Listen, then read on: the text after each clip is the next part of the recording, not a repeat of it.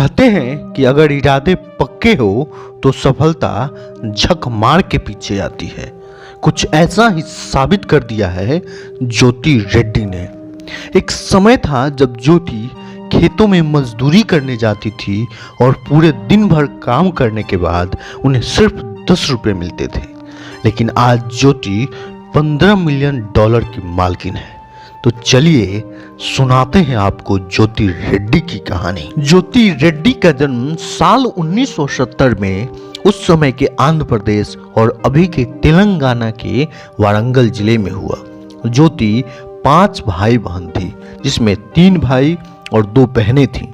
ज्योति के घर की हालात बहुत ही खराब थी। ज्योति के पिता इतना भी नहीं कमा पाते थे कि अपने 5 बच्चों को एक साथ खाना खिला सके।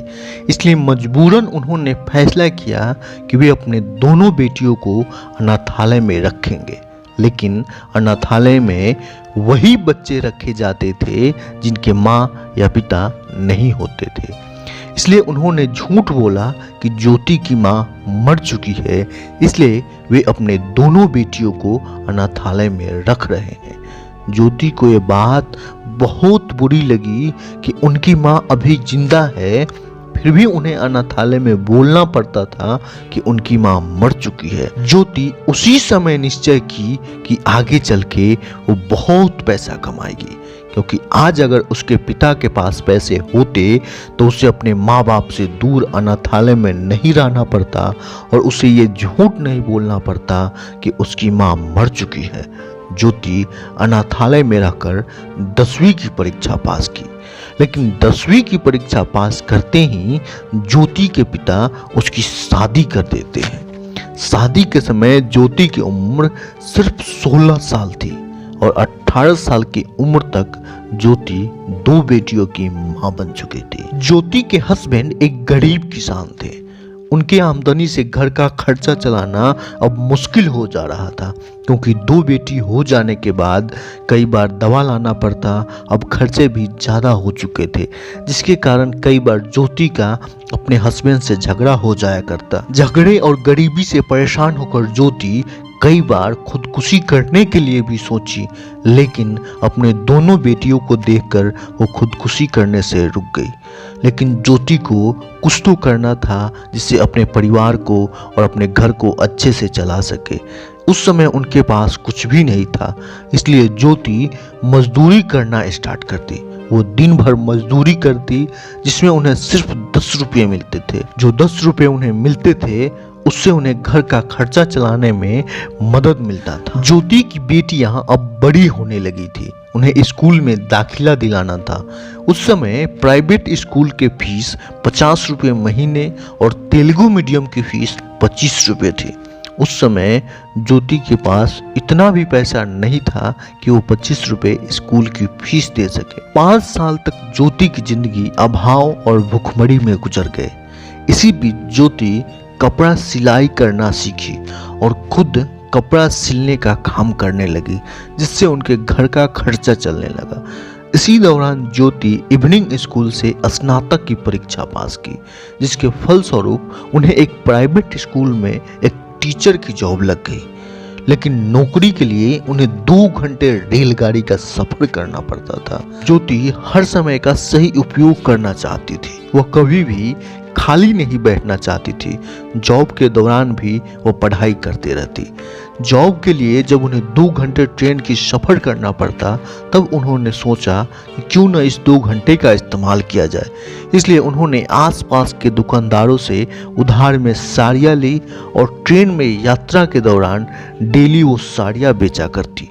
इसी दौरान ज्योति टीचर की ट्रेनिंग पास की, जिसके बाद उन्हें एक सरकारी स्कूल में जॉब लग गई। सरकारी स्कूल में जॉब लगने के बाद ज्योति को हर महीने 2400 रुपये का महीना मिलने लगा।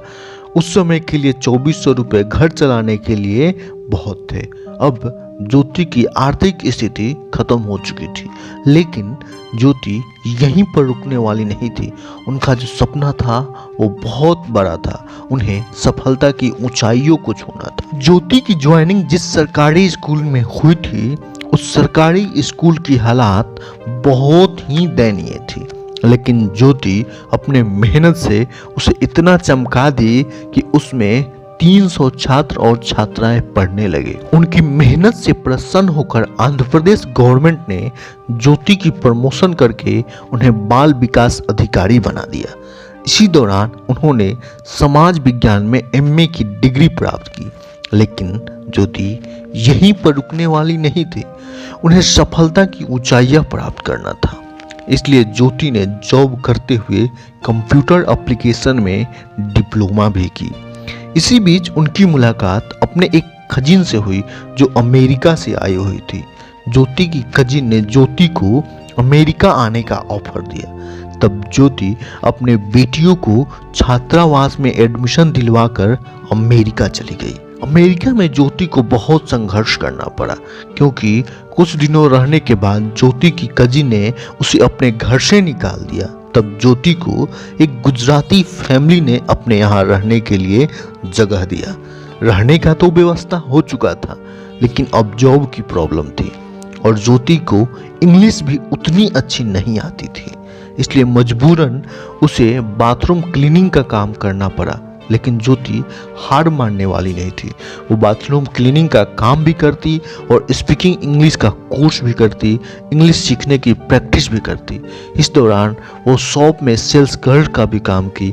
इंग्लिश अच्छा सीख जाने के बाद उन्हें एक कंपनी में रिक्रूटर का जॉब मिला। इसी बीच उनका जॉब ICSA नामक एक IT कंपनी में $5000 के पैकेज पे लग गई।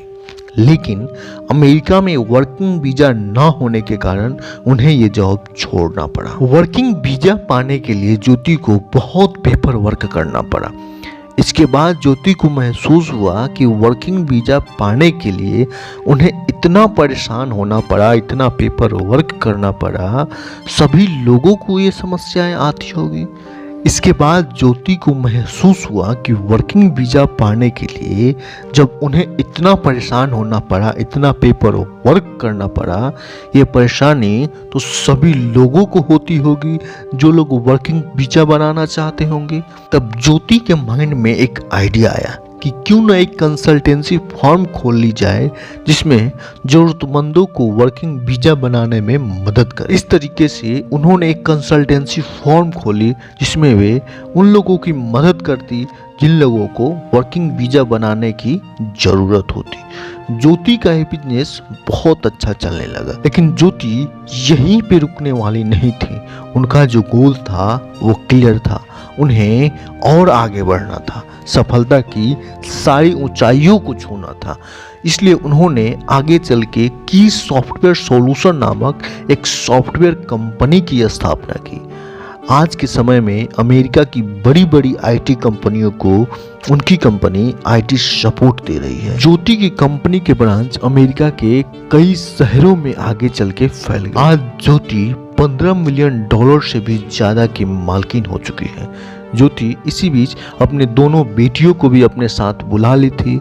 आज उनकी दोनों बेटियां भी उन्हीं की कंपनी में काम करती हैं। ज्योति अमेरिका में रहने के बावजूद समय समय पे इंडिया आती है। वो हैदराबाद, चेन्नई, बेंगलोर, दिल्ली, मुंबई और इंडिया के और भी कई शहरों के NGO में बहुत सारे पैसे डोनेट करती हैं, जिससे कि गरीब लोगों का भला हो सके। ये थी ज्योति रेड्डी की कहानी। कैसी लगी आपको ये कहानी कमेंट करके हमें ज़रूर बताइएगा। तब तक के लिए धन्यवाद।